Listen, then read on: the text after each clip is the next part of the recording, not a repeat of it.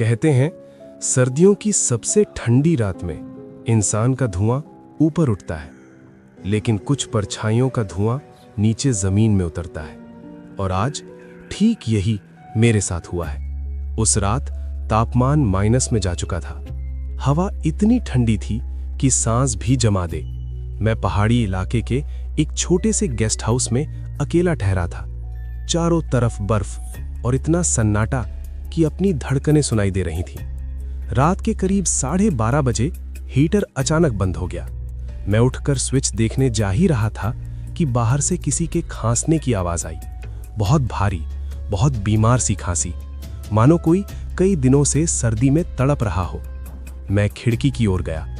बाहर बर्फ गिर रही थी, सड़क खाली, लेकिन मेरे कमरे के सामने एक काली परछाई खड़ी थी।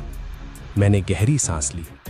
ठंड से मेरे मुंह से धुआं निकल रहा था, पर उस परछाई के आसपास धुआं ऊपर नहीं, उल्टा नीचे गिर रहा था।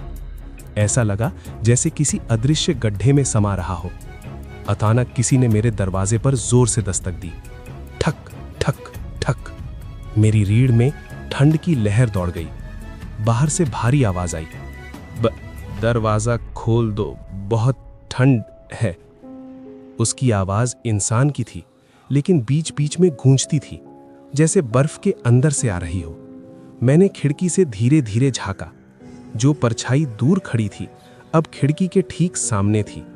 उसका चेहरा नीला पड़ चुका था, आंखें सफेद बिना पुतली के, होंठ फटे हुए, और उसकी सांस से धुआं नहीं बल्कि खिड़की पर बर्फ जम रही थी। उसने मुझे घूरते हुए कहा, तुम्हें भी ठंड लग रही है ना? मैं अंदर आ जाऊं? मैं डर के मारे पीछे हट गया। अचानक किसी ने मेरा कमरा बाहर से खोला। वो गेस्ट हाउस का केयर टेकर था। वो जोर से बोला, दरवाजा मत खोलना, वो औरत इंसान नहीं है। मैंने डरते हुए पूछा, कौन औरत?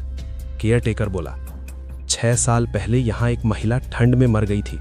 मदद मांगते मांगते उसका चेहरा नीला पड़ गया था। उसकी लाश सुबह बर्फ में जमी मिली थी। तब से हर सर्द रात वो किसी गर्म कमरे की तलाश में भटकती है। मैंने खिड़की की ओर देखा।